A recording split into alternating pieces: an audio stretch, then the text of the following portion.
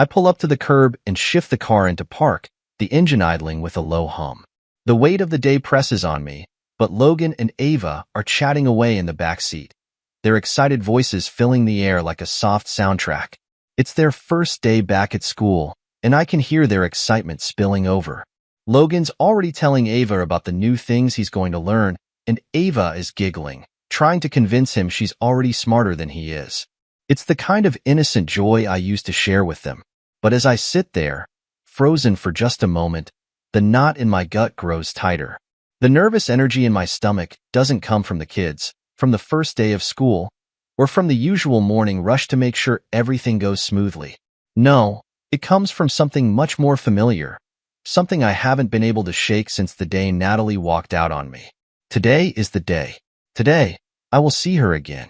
Natalie, my ex-wife, the woman who once claimed she loved me, the woman who gave me 2 beautiful kids, the woman who now, in my mind, represents all that I lost. I knew it was coming. I've been trying to prepare myself for this day, trying to tell myself that it won't matter, that I'm better off, that I don't have to care. But as the kids continue to chatter in the back seat, oblivious to the storm brewing just beyond the horizon, I feel a familiar unease settle in my chest. Logan and Ava don't understand the significance of today. They're excited for their first day back at school, ready to see their friends and take on whatever challenges their teachers have in store for them. For them, today is just another milestone in their journey, one that will be quickly forgotten by the time they get home. But for me, today represents something more. It's the first time in months that I will face Natalie, and I know what it means. I know what's coming. She's moved on. I know that. It's not the first time I've seen her with someone new. Matt. I don't even want to think about him, but the thought slips in anyway. He's everything I'm not. Charismatic, successful, confident. He doesn't struggle the way I do. He doesn't have to deal with the shame of being cast aside, of being replaced. He probably doesn't even understand the pain of seeing someone you loved walk away, as if everything you built together meant nothing. But it's there, lurking beneath the surface of my thoughts. I don't like the idea of her with him. I don't like the way she looks at him, the way they interact like some perfect couple, as though the years we spent together never mattered. And there's a part of me that fears seeing them together, fears being reminded of my failure, my inadequacies, the ways I didn't live up to her expectations. But the more I think about it, the more I realize that today won't be about them. It's not about Matt. It's not even about Natalie anymore. It's about me. It's about the man I've become in the years since she walked out. I've done a lot of thinking, a lot of soul-searching, and I know that I've let her have too much power over me. I've spent far too long allowing her actions to define me, to shape my view of myself. No more. I glance in the rearview mirror at Logan and Ava, their faces glowing with that youthful energy that makes you believe that anything is possible. They don't need to see me weak. They don't need to see me crumble in front of their mother and her new boyfriend. They need to see strength. They need to know that despite everything I've gone through, I'm still their father. I'm still the man who will protect them, who will stand up for them no matter what. Today, I'll show them that I've changed. Today, I'll show them that I'm no longer the man they think I am. The weak, defeated man who let everything slip through his fingers. I'm done being that guy. I open the car door and step out onto the curb, my boots hitting the ground with a firm thud. I turn back to the kids, smiling as I grab their backpacks and help them out of the car. Logan and Ava are still talking, still caught up in their excitement, but I know that my mind is already 2 steps ahead. Natalie is waiting at the school gate, just like she always does. And today, I'm going to face her, and I'm going to walk away from this last piece of the past, stronger than ever. The moment we step onto the school grounds, I see them. There's Natalie, standing next to Matt, both of them looking like they've just stepped out of a perfect little scene. Her smile is too wide, her posture too perfect, as if everything in her life is exactly as it should be. I can already feel the tension in the air. I can see the way Matt looks at me, eyes narrowed with that same smug expression he always wears. He's never had any respect for me, never once looked at me as an equal, and I hate him for that. But I'm not going to let him see me falter. I'm not going to let him have the satisfaction of seeing me fall apart in front of them. I'm done playing along. Today, I'm going to walk away with my head held high. I'm going to show them both who I really am. I'm done letting them define my worth. Let's go, kids, I say, keeping my tone light as I move forward. As we approach, the world seems to shift. Time slows, the moment stretching before me, and I feel my heart rate increase. Logan and Ava run ahead, excited to join their friends, oblivious to the tension hanging in the air. I take a deep breath and walk forward, prepared to face whatever comes next. And there they are. Matt, smiling that insufferable smile, standing too close to Natalie, like they're the perfect picture of a happy family. This is it. I've got this. Today is the day I stop being the man they want me to be. The air feels charged, the weight of everything I've been holding and hitting me all at once as I move toward them. I focus on Logan and Ava, who have already gotten distracted by the other kids, leaving me to face this moment alone. I can hear their laughter, their excitement echoing behind me, but it's all background noise now.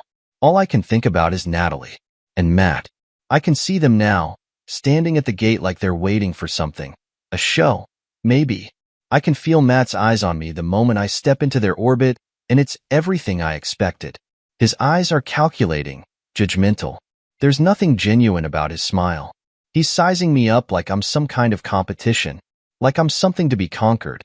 Natalie, on the other hand, doesn't even look at me at first. She's too busy chatting with Matt, her voice soft and almost flirtatious.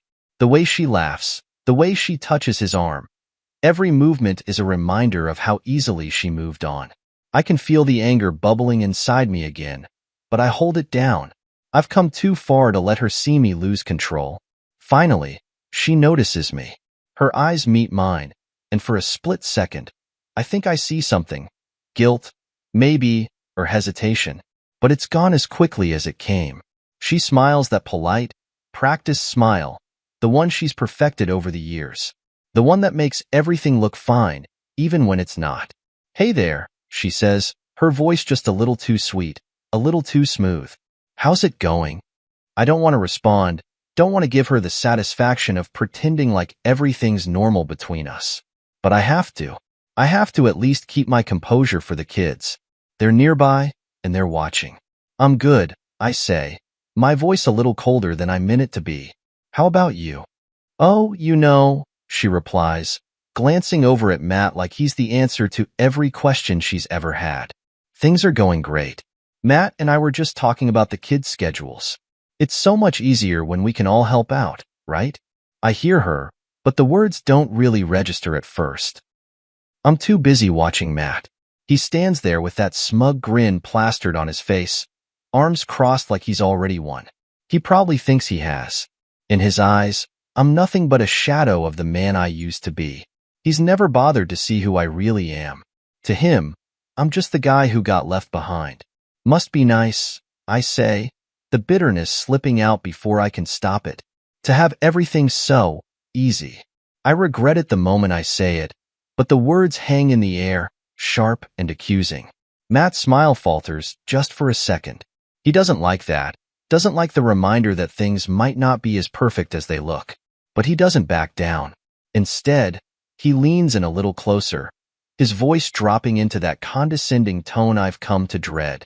You know, I don't know why you keep playing the victim, Matt says, his words biting with the force of someone who thinks they have all the power. You've got nothing now. You lost your job, your wife. You don't even have the guts to stand up and make something of yourself. It's pathetic. His words slice through me like a razor, each one landing harder than the last. I can feel the heat rise in my chest, the shame, the fury. It takes everything in me not to lash out, not to strike him right there in front of my kids. But I don't. Not yet. Instead, I look at him, really look at him, and I see what I've been avoiding. This isn't about him winning. This is about me showing them both that I'm done being the man they think I am. I'm done being the man who's weak, the one who's only good enough to be discarded. Why don't you go ahead and say it, Matt? I say, my voice quiet but laced with anger. Go ahead and call me weak again. Go ahead and make it obvious to everyone who's really the one holding this family together. You think you've won, but you haven't. Natalie's eyes flicker toward me, and for the first time, I see something different there. a flicker of uncertainty. But she's quick to recover, her face falling back into that calm, neutral expression. She knows better than to show any weakness in front of him. And yet, I can see it. I can see the guilt that's creeping in. Guilt she's never been able to hide when things get too real. "I think you've made your point, don't you?" she says, her voice tight with something that almost sounds like frustration. "There's no reason to make this harder than it has to be." I want to laugh. I want to ask her how hard she thinks it's been for me to sit back and watch her build a new life with Matt while I've been left to pick up the pieces. But I don't. Instead, I take a deep breath, forcing myself to stay calm. "You're right," I say, nodding slowly. "There's no reason to make it harder. But I think you need to understand something, Natalie. You've moved on, sure. But that doesn't mean you get to walk all over me. Not anymore." For the first time, I see the cracks in her facade. The smile falters, and I know she's starting to realize that I'm not the same man she left behind. But it's too late. The damage has already been done, and I'm not going to let her, or Matt, pretend like I'm still that broken man. Matt opens his mouth to say something, but before he can get another word out, I cut him off. "I'm done listening to you," I say firmly. "You think I don't know how to stand up for myself? You think I'm weak because I didn't fight for her the way you would? Well, you're wrong. And I'm done pretending like I don't have a place in this world. You can keep your little life, Matt, but it doesn't change the fact that you'll never be the man I am." I turn away then, without waiting for a response. I've said what I needed to say. I've finally stood up for myself in a way that matters. And as I walk toward Logan and Ava, their faces full of excitement for the day ahead, I know that I've taken back a little bit of the dignity that was stripped away from me. Before I can take another step toward Logan and Ava, I feel it. The shove. It's not a simple push, no. This isn't just some attempt to get a rise out of me. It's forceful. It's deliberate.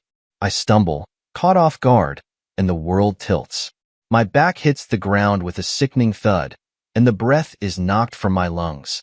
The shock of it all, the suddenness, the weight of what just happened, freezes me in place. For a split second, everything goes dark. My vision blurs, and the sound around me distorts as if I'm underwater. I hear the murmurs, the shocked gasps of the people around us, but they feel distant, muffled. The world has shrunk down to just the painful pressure in my chest, the feeling of hitting the cold pavement, and the rising anger that I can't control. And then, the laughter. Matt's laughter. It cuts through the haze, cruel and mocking. He's standing there, his body hunched with pride, his smile wide and satisfied, as if he's just won some great victory. His face is still that arrogant mask, the one he always wears when he's showing just how superior he thinks he is. The sickening thing is how easy it is for him to humiliate me in front of my kids. How simple it is for him to shove me down and laugh like I'm nothing more than a punchline. I look up, but my vision is still spinning. I can hear the kids, their voices, confused, maybe even a little scared. I can't look at them, not yet. I can't let them see me like this. Not like this. I push myself up, struggling to breathe through the pain in my ribs. It's hard to focus, but I force myself to, fighting through the disorientation, fighting through the shame. I can't let them see me on the ground. I can't let Matt see me give in. But then I do something I never expected. Something primal. Something I haven't felt in years. I spring to my feet. The force with which I move shocks even me. It's like something snaps inside, and the anger, the years of humiliation, flood into my veins like wildfire. My hands are shaking, my chest heaving with the weight of what I'm about to do. For a split second, I wonder if I'm about to lose control completely, but I don't care. I don't care about anything but one thing now. Matt. The rage pulses through me, and before I can even stop myself, I reach out and grab him. My hands clamp around his shoulders, and I pull him toward me with a force that surprises even me. I can feel the heat of his body, the stiffness of his muscles as he braces for whatever he thinks I'm about to do. But this isn't just anger anymore. This is something else. This is years of being belittled, years of watching him laugh at my expense, years of being the weak one. And today, I'm done. The moment his feet leave the ground, I feel the surge of power, of absolute control, and that's when I snap. I don't even think about it. I just do it. My hands twist around his legs with a force that's almost inhuman. There's a sickening crack. The sound of bones breaking beneath my hands is sharp, final, and it echoes in my ears like the ringing of a bell. It's the sound of all the power I've given up, all the humiliation I've taken, being ripped away in an instant. Matt collapses to the ground, his screams filling the air. I stand over him, my chest heaving, hands still trembling with the aftermath of what just happened. The anger is still there, pulsing, but now there's a heavy weight in my chest, a combination of relief and guilt. It's all happening too fast. My kids are watching, and I can see their shocked faces, their wide eyes. Ava's lips tremble, and Logan stands frozen, unable to process what just unfolded. I look at them. I have to look at them. And what I see in their faces shakes me more than anything else in this moment. Fear. Confusion. They don't understand. They don't know why I did what I did. All they see is their father, standing over a broken man, his legs twisted in a way that doesn't belong. And it hits me. This wasn't just about me. It was about them too. About how I wanted to protect them, how I wanted to show them that I could stand up for myself. But in doing so, I've shattered the image they had of me, the man they look up to, the man who's supposed to be their rock, their safe place. The sirens wail in the distance, growing louder with each passing second. I can hear them, but I can't move. I can't take my eyes off Matt, who's now writhing on the ground, clutching at his broken legs, screaming in pain. I don't feel sorry for him, not one bit, but I can't help but wonder if I've gone too far. If I've done something I can never take back.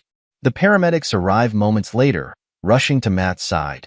They work quickly, their hands moving in a blur as they try to stabilize him. I stand off to the side, my mind spinning, my chest still tight with adrenaline.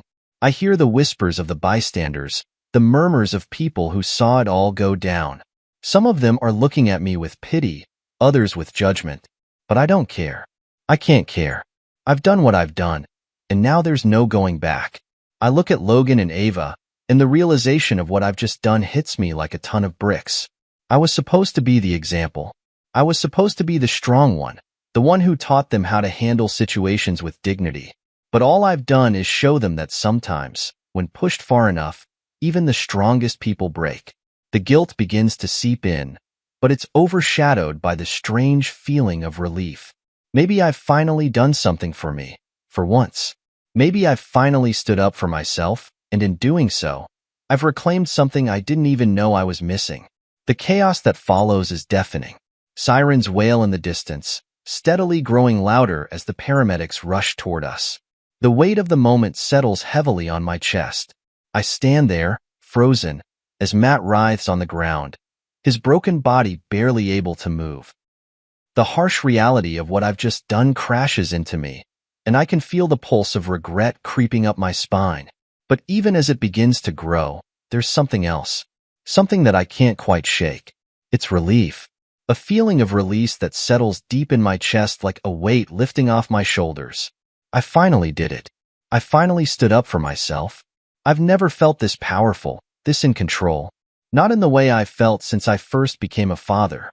But right now, the power feels different. The power feels dangerous. The paramedics are on the ground, their uniforms a blur as they scramble to help Matt. He's still screaming, the sound almost primal now, raw and animalistic. I don't know what to feel. Part of me wants to feel sorry for him. He's in pain, after all, but another part of me feels nothing but cold satisfaction. He had it coming. All the years of smug superiority, the way he walked into my life like he owned it, as if I were nothing more than a footnote in Natalie's past. The way he belittled me in front of my kids. He had it coming. But as I stand over him, watching the paramedics work to stabilize his broken legs, I can't help but feel a rising sense of dread. This isn't how I thought this day would go. This isn't what I imagined when I first stepped out of the car. I thought I would be in control, that I could handle it. I thought I could stand up to them both, show them I wasn't weak, that I could still fight back. But now, standing here in the aftermath of my actions, I'm not so sure anymore. I look over at Logan and Ava, who are still standing on the sidewalk, their eyes wide with confusion, their faces pale. Logan looks like he's about to cry, and Ava, she's staring at me, her expression a mix of fear and disbelief. They don't understand. How could they? They've never seen their father like this. They've never seen me lose control, lose myself in anger the way I have today. Ava's lip trembles, and she takes a step toward me, her tiny hand gripping the hem of her backpack like a lifeline. I can't look at her, not yet. I can't face the disappointment in her eyes. I can't bear the thought of her seeing me as a monster, as someone who would hurt another person in front of her. I want to tell her everything will be okay, that it wasn't what it looked like, that I was just defending myself. But the words get stuck in my throat. I can't explain it. I don't know how to explain it. Natalie, who has been standing quietly off to the side, watching the scene unfold, suddenly steps forward. Her face is a mask of fury, but there's something else behind it, fear. She's afraid of what's happening, afraid of the man I've become, the man who has finally snapped. You can't do this, she says, her voice shaking as she looks at me. You can't just hurt him like this. What is wrong with you? Her voice rises with each word, but beneath the anger, there's something else. Her voice cracks with something I can't quite place. Maybe guilt, maybe regret, but I can't deal with it right now. I don't want to. I try to speak, to say something that will calm her down, something to make this situation better. But the words don't come. I'm still too lost in what I've just done, in the broken man at my feet, and in the silent weight of my children's eyes. I've crossed a line today, a line that can't be uncrossed, and I can feel the enormity of it sinking in, pressing down on me with every breath I take. Why did you do that? Natalie continues, her voice rising in panic. What if he doesn't recover? What if you've ruined everything? She looks at Matt, whose body is now being carefully lifted onto a stretcher, and then back at me, her eyes wide with disbelief.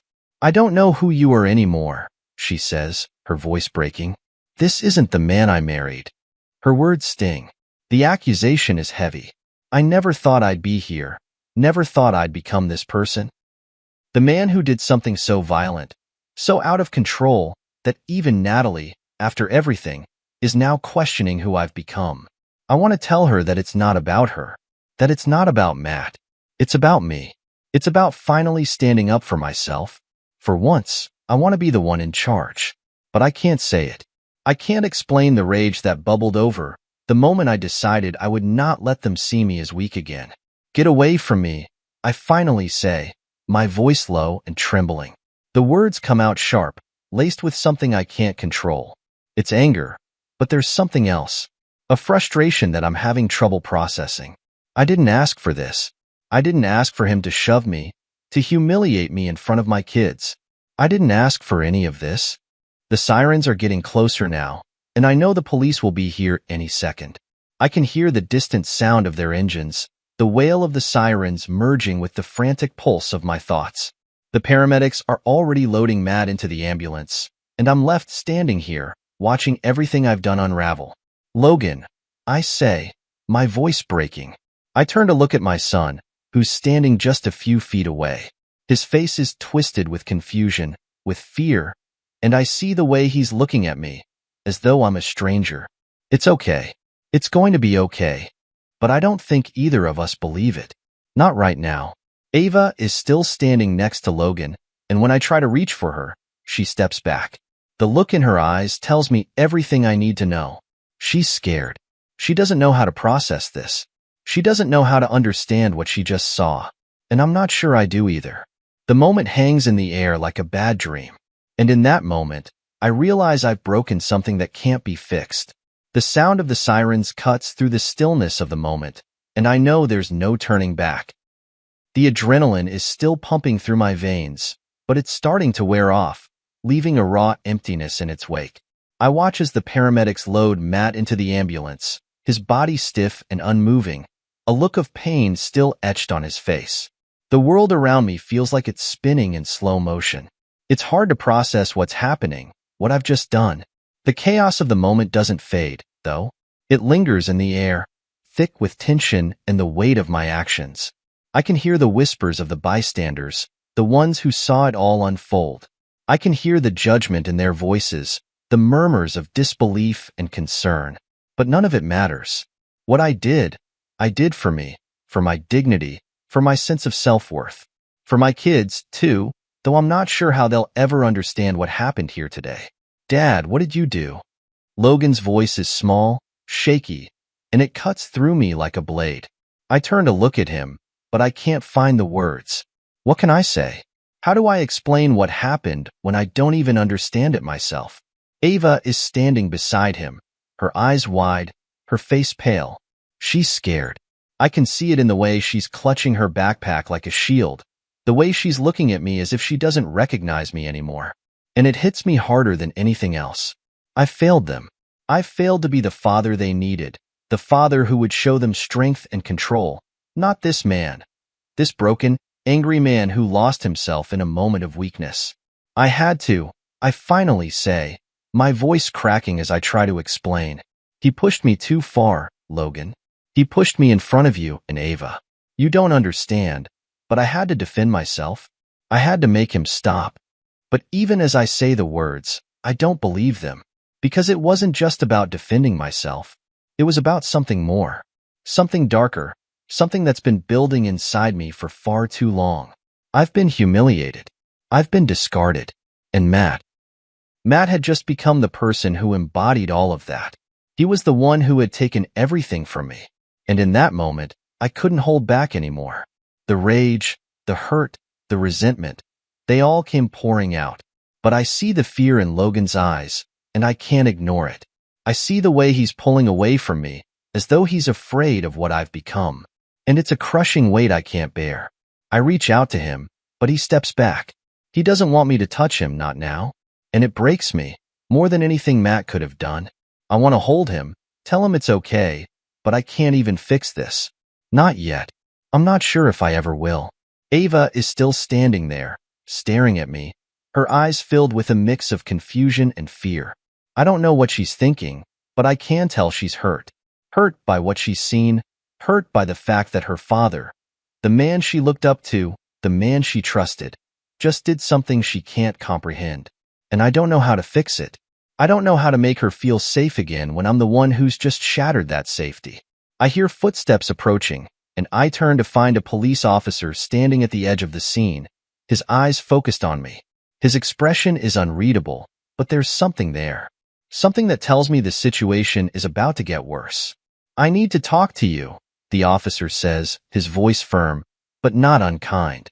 It's a request, not an order, but there's no question in his tone. The sirens have stopped now, and the quiet is almost suffocating as I walk toward him, the weight of everything heavy on my shoulders. As I approach, I glance at Natalie, standing a little distance away, her arms crossed over her chest. She looks angry, of course, but there's something else in her eyes. Something I haven't seen before. Maybe it's fear. Maybe it's regret. I don't know, but I don't have time to figure it out. She's already spoken to the officer, already told him her side of the story, and I know exactly what she's saying. That I've lost control, that I'm a danger to everyone around me. I can feel her gaze on me as I stand there in front of the officer. She doesn't say anything. Not yet. But the judgment is clear in her eyes. The officer starts speaking to me, his tone matter-of-fact, businesslike. He asks what happened, and I tell him everything. The push, the shove, the broken legs. But even as I speak, I can feel the weight of the words. I don't know if I can justify what I've done. I don't know if I even want to. But I tell the truth. It wasn't just about self-defense. It was about everything. About years of being made to feel less than, of being dismissed, of being humiliated by Matt, by Natalie. You need to come with me, the officer says after a moment. We need to get your statement. And just like that, it hits me. I've crossed a line. There's no going back now. The moment I laid my hands on Matt, I sealed my fate. I may have acted out of anger, out of years of frustration, but I know the consequences are real. And now, I'm about to pay for them. The officer leads me to the squad car, and I feel the weight of everything pressing down on me as I walk. But even as I move, my mind isn't on the officer. It's on Logan and Ava. I've broken something in them, something I may never be able to fix. The ride to the station feels like an eternity. The back seat of the squad car is sterile, cold, and oddly suffocating, despite the window cracked open just enough for the wind to brush past my face. The officer is quiet, his attention focused on the road, and the silence between us is deafening. I want to speak, to explain myself, but I know it won't matter. The truth is, I'm not sure I have an explanation anymore. My mind is reeling, and the adrenaline is starting to wear off, leaving me with a sickening, hollow feeling deep in my stomach. I keep thinking about Logan and Ava, about their faces, the fear in their eyes. They didn't ask for this. They didn't ask to see their father turn into the kind of man he never wanted to be. The kind of man I promised I wouldn't be. I don't know how to fix it, and I'm not sure I ever can. As we pull into the police station, I'm reminded of everything that has happened, everything I've lost. The steady rhythm of the sirens still echoes in my mind, a constant reminder of the moment I lost control. I'm not the same man I was this morning, not the same man I was before I stepped out of that car. That man is gone. The one who would have handled things calmly, with restraint. Now, all I have left is the aftermath of my own actions. The officer opens the door for me, and I step out of the car, my legs stiff and my mind clouded. The air is cooler now, the sky overcast as the weight of what I've done presses down on me. I follow the officer into the building, and the sound of my footsteps echoes through the hallway. It's too quiet, too much like a dream, like I'm walking through a world I don't recognize anymore. Inside, they take my statement. They ask me the same questions over and over again, probing for details, trying to make sense of the mess I've made. I tell them what happened, how Matt shoved me, how I reacted out of anger, how I lost control. I don't sugarcoat it. I don't make excuses. I did it. I broke him. I've broken something in myself, too. The truth of it settles like a weight on my chest, and I'm not sure how much longer I can stand under it. The officer doesn't judge me outwardly, but I can see it in his eyes. He doesn't have to say anything. The guilt is already consuming me from the inside out. Once the paperwork is done, I'm told I'm free to go for now, that they'll follow up once the medical reports come in. I don't feel free. I feel like I've just been handed a life sentence. The officer offers me a half-hearted smile, like this is all routine for him. Like this is just another day on the job. But it's not routine for me. This is my life, crumbling at my feet. I step out of the station and into the cool evening air, my hands shoved deep into my pockets. My car is parked just across the lot, and I can feel the weight of every step as I walk toward it. The headlights of my car seem too bright, the world around me too loud as I climb in and start the engine. But even as I pull out of the parking lot, my mind is miles away, thinking of the aftermath, the consequences that are waiting for me at home. As I drive, I replay everything in my head, over and over again. The shove, the crack of Matt's bones, the sound of his screams. I keep thinking of Logan's face, of Ava's fear. They saw it all. They saw me at my worst. And the worst part? They don't understand why I did it. They don't understand what I was feeling, why I snapped. All they know is that their father, the man they've always trusted, the man they've always looked up to, just crossed a line. And I'm not sure if I'll ever be able to rebuild that trust. I pull into the driveway, and as soon as I get out of the car, I see them. Logan and Ava, standing in the doorway of the house, their eyes watching me, waiting. My heart sinks as I walk toward them. I know they're scared. I know they're confused. But I don't know how to make it better. I don't know how to fix the mess I've made. Ava is the first to speak, her voice small and tentative. "Dad," she says, her eyes wide, searching mine for some kind of answer. She doesn't know what to ask. She doesn't know how to process what she's just seen. I can't blame her. I don't know how to process it either. I look at Logan, and he doesn't say anything. He just stares at me, his expression unreadable. I don't know what he's thinking. I don't know if he's angry or scared or just disappointed. His eyes don't leave mine, and it makes my chest tighten. I don't know what to say to him. What do you say when you've failed as a father, when you've shown them the worst side of yourself? "Logan, Ava," I say, my voice breaking just a little. "I'm sorry. I shouldn't have done that. I lost control and I shouldn't have." Ava steps forward, her small hands reaching out to me, and for a moment, I feel like I've failed her more than anything else. She doesn't deserve to see this. She doesn't deserve to be caught in the middle of this mess. But here she is, standing in front of me, her face filled with the kind of confusion that no child should ever have to experience. "I don't understand," she says softly, her voice trembling. "Why did you do it?" And I don't know how to answer her. How do I explain to my daughter that sometimes, when you're pushed too far, you lose yourself? That sometimes, all the rage and frustration build up until you can't take it anymore? How do I explain to her that I wasn't just fighting Matt, that I was fighting everything I've lost, everything I've been made to feel about myself? "I'm sorry," I say again, my voice quieter now. "I'll do better. I promise. But I don't know if that's enough. I don't know if I can ever be the man they need me to be after this."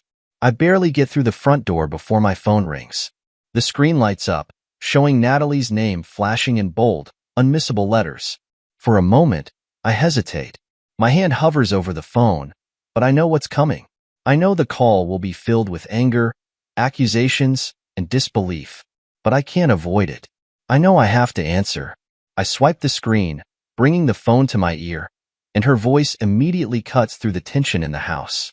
Her words are sharp, jagged, filled with the kind of fury I've seen 100 times before. "What the hell did you do?" she demands, the anger in her voice so thick I can practically feel it vibrating through the phone. "How could you do that to him? To the kids? What were you thinking?" Her words are like daggers, each one digging deeper into the guilt and regret that's already consuming me. I close my eyes for a moment, trying to breathe through the storm in my chest. The fury she feels is nothing compared to what I'm feeling right now, but I know I can't let it spill over. Not in front of her. Not in front of the kids. I need to handle this. I need to hold it together. "I didn't ask for this, Natalie," I say, my voice hoarse, trying to keep calm despite the rush of emotions coursing through me. "He pushed me. He humiliated me in front of our kids. I had to do something. I couldn't just stand there and take it." There's a long pause on the other end of the line, and I can practically hear her seething. When she speaks again, it's quieter, but still laced with an edge. "You don't get it, do you?" she says. "You think this is just about you and Matt, but it's not. This is about the kids, about everything that's going to happen now. What do you think this is going to do to them? What do you think they're going to say at school?" I don't have an answer for that. I don't know what to tell her. I can already see it in their faces, Logan and Ava, their expressions torn between fear and confusion. They've seen me as the strong, calm father their entire lives, and now they're seeing me lose control, seeing me become someone they don't recognize. And I can't fix that. I don't know how to fix that. "I'm sorry, okay?" I say, my voice strained. I never wanted them to see that. I never wanted to do that in front of them. "You've got to stop doing this," Natalie continues, her voice now tinged with something more. "This isn't just about your pride, or your ego, or whatever you think you're proving. You're hurting them, you're hurting me, and you're hurting yourself. You've got to get yourself together before it's too late." Her words are like a cold slap in the face, and I feel the sting of it deep in my chest. But at the same time, I know she's right. I know I've crossed a line that can't be undone. I know I've hurt my kids, hurt her, and there's nothing I can do to fix it right now. "I didn't mean for it to go this far," I say, the weight of everything I've done finally hitting me. "But I'm not going to apologize for standing up for myself. Not anymore. You and Matt, you've both walked all over me for so long, and I couldn't take it anymore. I had to make it stop." There's silence on the other end of the phone. I wait for her to say something, but when she does, it's not what I expected. "You don't get it, do you?" she says softly. "You think I left because of Matt. Because of you. But it's not about that. It's about everything. You think I wanted to move on, but I had no choice. I couldn't keep living in a relationship where I had to take care of everything, emotionally, financially, and even physically. You stopped being there for me a long time ago, and I had to make a choice." The words hit me like a punch to the gut. I wasn't expecting this. I wasn't expecting her to say what she's saying. It's like she's finally telling me the truth, after all these years of silence. The truth I've been too afraid to hear. "Are you blaming me for everything?" I ask, my voice shaking with the force of the emotion rushing through me. "You left me, Natalie. You walked away. You chose him over me, over us. I didn't choose him, she says, her voice quieter now, almost regretful. I chose myself. And maybe that's something you should start doing too. Her words sting, but they also make something inside me shift. Maybe she's right. Maybe I've been holding on to a version of myself that doesn't exist anymore. Maybe I've been so focused on the past, on the mistakes I made, on what I lost, that I've never really thought about what's left, what I still have. Look, I don't expect you to understand, she continues, her tone softer now. But the kids, they don't need to see any more of this. You need to figure this out, for them, for yourself. And with that, she hangs up. Just like that. No more words, no more explanations. The phone goes dead, and I'm left holding it in my hand, the silence in the house deafening. The call has ended, but the weight of it hangs in the air, heavy and suffocating. I don't know how to feel. I don't know if I'm angry or relieved or ashamed. I drop the phone onto the couch and sit there for a moment, trying to catch my breath. My mind is still racing, the words Natalie said repeating in my head. I know she's right. I know I've let my anger control me, let my frustration drive me to a place I never wanted to go. But where do I go from here?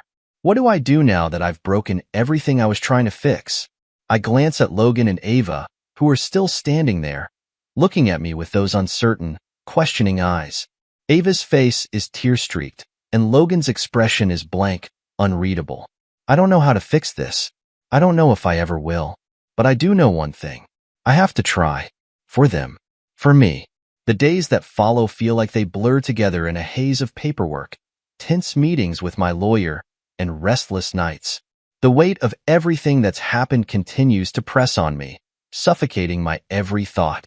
The adrenaline that fueled my actions has long since worn off, leaving behind a gnawing, anxious void. I keep replaying that moment with Matt over and over in my mind. The snap of his legs, the looks on Logan and Ava's faces. They haven't spoken much since that day, and when they do, it's awkward, strained. I can feel the distance growing between us, and I hate it. I can't stand the thought that I've broken their trust. But the fallout is far from over. What I did wasn't just some isolated incident that could be swept under the rug. The consequences are real, and they're coming for me. Matt's injuries are severe, and the legal ramifications of what I've done loom large. My lawyer, a sharp woman named Claire, has been advising me to remain calm, to not do anything that could make things worse. But with every day that passes, I feel the pressure building. There's a part of me that's relieved. Finally, I've stood up for myself, for once. But there's also the cold reality that I may have just ruined my life in one moment of uncontrolled rage. And that thought haunts me every minute. It's not just Matt I have to worry about now. It's Natalie. She's furious, of course. She accuses me of losing control, of threatening the stability of our family. She's probably right. The argument is that I let my emotions get the best of me, and in doing so, I put our kids in the middle of a situation they had no business being part of. She's using this against me, using it to paint me as an unfit parent, as a man who can't control his anger, a man who has become a danger to everyone around him. The worst part? I'm not entirely sure she's wrong. Not anymore. I sit in Claire's office, her sharp eyes studying me with a practiced calmness, as if she's already seen everything. She's been doing this for years, handling the fallout of moments like mine, the kind of explosive reactions that change everything in an instant. But even as she speaks with me, her voice steady and comforting, there's a part of me that feels like she's talking about someone else, someone who doesn't have to worry about the consequences, who isn't caught up in the tangled web of guilt and self-loathing that I'm drowning in.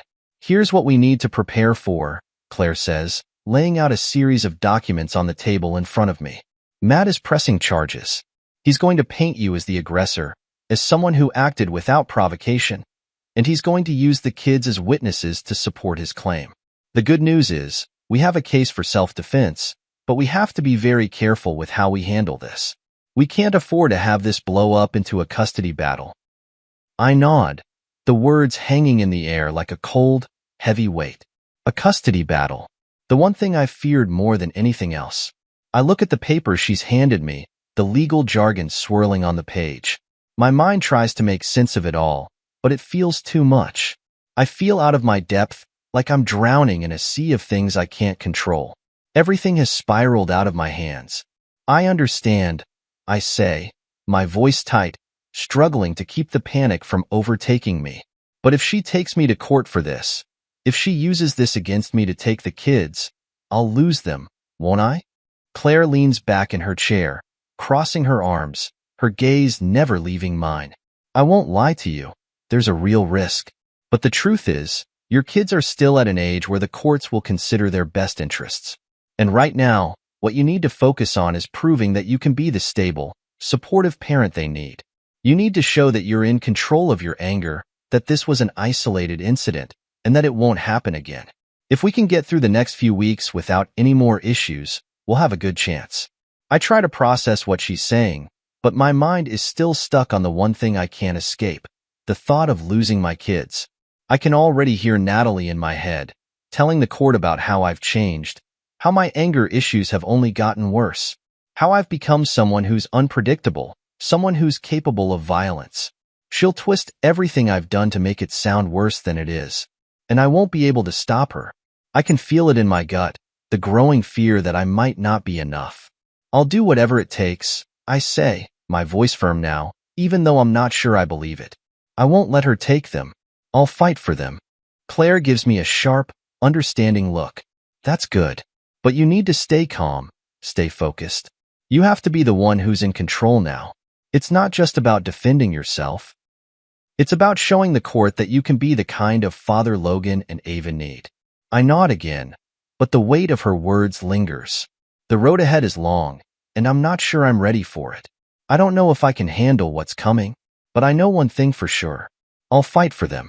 I'll fight for Logan and Ava, because they deserve a father who can be there for them, even if I have to prove it to everyone else first.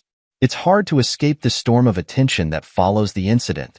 The world outside of my home continues to move on as though nothing has changed, but in my world, everything feels different. Every glance I get from a stranger, every murmur I overhear, reminds me of the consequences of my actions. The media picks up on the story quickly, spinning their own versions of what happened, and before I know it, I'm a headline. The conflicting reports don't help. Some people say I was defending myself, that Matt's shove was unprovoked and that I acted out of instinct. Others, though, paint me as a ticking time bomb, someone who lost control and did irreparable damage. I don't know who to believe. I don't know if I care. The opinions of people I don't know, who have no idea what's really going on, don't matter anymore. But that doesn't stop it from stinging. Natalie, of course, plays the victim. She's always been good at that. She puts on a show for the cameras, her image perfect as always. She's the concerned mother, the woman who has to deal with the fallout of my violent outburst. And while I know that she's angry, I can't help but feel like she's trying to use this against me. She's trying to paint herself as the one who's in control, the one who has everything together, while I'm the broken man in the background. She talks to reporters, giving them snippets of the story she wants the world to hear. She'll say whatever she needs to make me look bad, and I know she's doing it for one reason. So she can take the kids. The first time I see the story online, I'm sitting on the couch, staring at my phone. My hands are shaking when I read the headline. Man attacks new boyfriend of ex-wife in front of children. My stomach turns, and I feel like I'm being suffocated by the words. It doesn't feel like it's about me. It feels like it's about some stranger, someone I don't even recognize. This isn't who I am. This isn't who I want to be. But the damage is already done. As the day goes on, more articles flood in, more opinions are shared. Some people defend me, saying I was pushed too far. Others tear me down, calling me a coward, a man who couldn't control his temper. The judgment is unrelenting, and I'm forced to face the reality of what I've done, not just in front of my family, but in front of the world. It's out there now. It's public. I can't take it back. I try to keep a low profile. I tell myself that I won't let this get to me, that I won't allow the public opinion to define me. But it's impossible to ignore. I can't stop reading the comments. I can't stop seeing the posts on social media, the opinions of people who think they know what happened, who think they understand. They don't. They have no idea what I've been through, no idea how hard I've worked to keep everything together. And now, They've turned me into a villain. I hear whispers when I walk into a store, feel eyes on me when I pick up groceries, when I'm just trying to go about my day. I wish I could ignore it. I wish I could pretend like I don't care, but it's impossible. The shame is wrapped around me like a cloak I can't take off. At home, things aren't much better. Logan and Ava are quieter than usual, their moods shifted, and it's like there's a wall between us now. I can't blame them. They've seen the headlines, heard the rumors, and they don't know what to think. How can they? They're just kids, and they don't deserve to be caught up in this mess. One evening, as we sit down to dinner, Logan doesn't look at me. He's pushing his food around his plate, not really eating, not really participating. I try to engage him, ask him about his day, but he just shrugs. Ava's sitting beside him, her eyes flicking nervously between us, clearly unsure of what's going to happen next. I know they're scared. I know they're confused. They've seen their father in a way they never should have. They've seen me lose control, and I don't know how to make it better. I don't know how to fix this. Finally, after what feels like hours, Logan looks up from his plate, his voice barely above a whisper. "Why did you do it?" he asks, his eyes filled with something I can't quite place. Hurt? Disappointment? I don't know. I open my mouth to explain, to tell him that I didn't want to do it, that I never wanted things to get this far. But the words don't come. I want to tell him that sometimes people push you too far, that sometimes things get out of hand, but I can't make him understand. I can't make him see that I'm not a monster. I'm just a man who's been broken, who's been humiliated for too long, and when I finally snapped, I lost everything I cared about. I was angry. I say finally, my voice thick with emotion, and I shouldn't have let it get that far. I made a mistake, Logan. I'm sorry. But he doesn't say anything. He just looks away, and I know in that moment that something has shifted. I've lost him. Maybe not completely, but I've lost something. I've lost his respect, and that's harder than anything I've faced so far. The rest of the dinner is quiet, too quiet. Ava picks at her food, her face etched with concern. She doesn't say much, but I know she's processing everything in her own way. She's trying to make sense of what's happened, trying to understand why her father, the man who's always been the pillar of strength for her, would do something like this. I want to explain it to her, but I can't. How do you explain to a child that sometimes you're not strong enough? That sometimes your anger overtakes you and you do things you can't take back? Later that night, after Logan and Ava have gone to bed, I sit on the couch, staring blankly at the TV. But I'm not watching. My mind is a whirlwind of thoughts. Thoughts of what I've done, what I've lost, and how much further I might fall if I can't pull myself together. The public response to the incident is still fresh in my mind, and the weight of the headlines, the accusations, the judgments, all feel like they're closing in on me. I take a deep breath, running my hands through my hair. There's no way out of this. The damage has been done. The world has seen me at my worst, and there's nothing I can do to change it. But I'll fight. I'll fight for my kids, for my dignity, for whatever's left of my life. Because in the end, that's all I have left. The days drag on, each one heavier than the last. I can feel it. The weight of everything pressing down on me, suffocating me little by little. The legal battle is just beginning, and with every new development, it feels like the walls are closing in. I'm still trying to find my footing, trying to make sense of this mess I've created. Claire, my lawyer, has been working tirelessly behind the scenes. She's been handling the legal side of things with a cool, professional demeanor, but I can tell she's concerned. She's been warning me that the pressure from Natalie's side will only intensify, that she's going to do everything she can to paint me as the bad guy. And honestly, I don't blame her. From her perspective, I've given her everything she needs to make me look dangerous. Every phone call, every meeting with Claire feels like a countdown to the inevitable confrontation in court, where everything I've worked so hard to build could come crumbling down in an instant. I don't know what's worse. The fear of losing my kids, or the fear that I'll be seen as a monster for the rest of my life. I've tried to keep myself together, tried to focus on the things that matter most, Logan and Ava. But it's hard. It's so hard. The guilt is eating me alive. They've seen me at my worst. They've seen their father, A man who's always been the symbol of strength, crumble in front of them. They don't understand, and I can't explain it to them. I can't even explain it to myself. But something inside me has started to change. It's subtle at first, but I feel it every day. The guilt, the regret, it's still there, but there's something else now. Something new. It's the realization that I can't keep letting the past define me. I can't keep letting my mistakes, my failures, control who I am. I'm tired of being a victim of my own choices. One afternoon, I'm sitting in my office, staring blankly at the pile of legal documents in front of me. My phone buzzes, breaking my trance. It's a message from Claire. Meeting with the judge tomorrow. Be prepared for a tough conversation. My stomach drops. I've known this meeting was coming, but the reality of it hits me all at once. Tomorrow, I'll have to face the consequences of my actions in front of a judge. I'll have to stand there and explain myself, explain why I did what I did. I can already feel the weight of it pressing down on me. I'm not ready for this.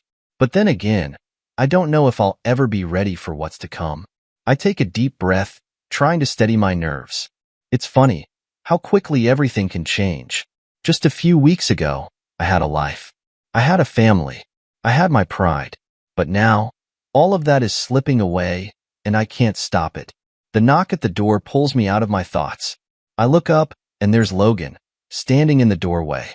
His face is serious, almost too serious for a boy his age. He's still a little boy in my eyes, but there's a maturity to him now. A quiet sadness that wasn't there before. Can we talk? He asks quietly, his voice softer than I've ever heard it. I nod, motioning for him to come in. He walks over and sits down across from me, his hands clasped in his lap. He doesn't look at me, doesn't meet my eyes. His gaze is focused on the desk, on the papers that are scattered across it. For a moment, I wonder if he's just trying to avoid the conversation, trying to distance himself from the mess that's now a part of his life. I don't really understand what happened, he says after a long silence, his voice almost too quiet. But I'm scared. I don't know what's going to happen to us. His words hit me like a slap to the face. Scared. That's what he is. Scared of me. Scared of what's happened to our family. And I can't blame him. I've scared him. I've made him afraid of his own father. I swallow hard, trying to push past the lump in my throat. I never wanted you to be scared, Logan. I say softly, my voice cracking with emotion. I never wanted you or Ava to see me like this. What I did, it was wrong. And I'm sorry. I can't undo it, but I'm trying. I'm trying to be better. For you. For both of you. He finally looks up at me, and there's something in his eyes that I can't quite read. A mixture of anger, hurt, and hope? I don't know, but I see it, and it kills me. I don't know if I can forgive you yet, he says, his voice steady despite the emotion in his words. But I want to understand. I just don't get why you did it, why you had to hurt him, and why you hurt us. I nod, swallowing the lump in my throat. I get it. I don't have an answer for you. There's nothing I can say that will make it right. But I need you to know that I'm not like that. I lost control, Logan, and I never want to be that man again. I don't want to hurt you or Ava. You both mean everything to me. I just didn't know how to handle everything that was happening. He doesn't say anything at first, but I can see the wheels turning in his mind. He's processing it all, trying to figure out where to put all the pieces. And I know this is just the beginning. This conversation isn't over. Not by a long shot. I know you're trying, he says finally, his voice quiet. But you have to be better. For us. For you. I nod, feeling the weight of his words settle on me. This is the turning point, I realize. This is where everything changes. I can't keep running from my mistakes, from the man I used to be. I have to face it, face the consequences, and rebuild. For Logan. For Ava. For myself. I will. I promise him. I'll be better. I'll show you that I can be the father you need. I won't let you down again. He nods, still not fully convinced, but he stands up and walks toward the door. Before he leaves, he stops, his back to me. Thanks for talking to me, Dad, he says quietly, his voice still carrying that edge of uncertainty. I need time to think. I understand, I say, watching him walk out of the room. I'm grateful for this moment, for the chance to speak with him, to try and explain myself. But I also know this is just the beginning of a long road ahead. The turning point has come, and now, all I can do is move forward. The days after that conversation with Logan are quieter, but the silence is different now. It's not the oppressive silence of avoidance, but the heavy kind. The kind that comes with truth and unspoken promises. I've been trying to make sense of everything, trying to find a way to rebuild. Rebuild myself, rebuild my relationship with Logan and Ava, rebuild the life I've almost destroyed. It's harder than I ever imagined, but for the first time, I'm determined to face it all head-on. The legal battle rages on. The media continues to spin their version of events, but I'm learning to block it out. The constant barrage of headlines, the social media posts, the endless opinions of people who don't know the first thing about what really happened. It's all noise. The only thing that matters now is what I can control. And what I can control is me. I know the road ahead isn't going to be easy. The trial looms on the horizon, and the pressure is mounting. Claire, my lawyer, tells me to brace for the worst. Matt's injuries are serious, and he's not backing down. Natalie is making it clear that she's going to do whatever it takes to use this against me. She's got the media on her side. She's got the public sympathy, and she's playing every angle. I can see her, from where I stand now, as someone who's desperate to take me down, desperate to make me look like the villain. But something inside me is different. It's not about her. It's not about Matt. It's about me. It's about finding a way to be the man I was always supposed to be, the man my kids need me to be. I've learned a lot in the past few weeks. I've learned that I don't need to be perfect. I've learned that I don't need to be this image of invulnerability that I've spent so many years trying to build. I've learned that it's okay to break, as long as you get back up. It's okay to make mistakes as long as you learn from them.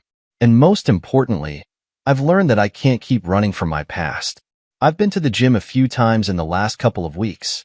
I don't know if it's to punish myself or to find some kind of release, but it helps.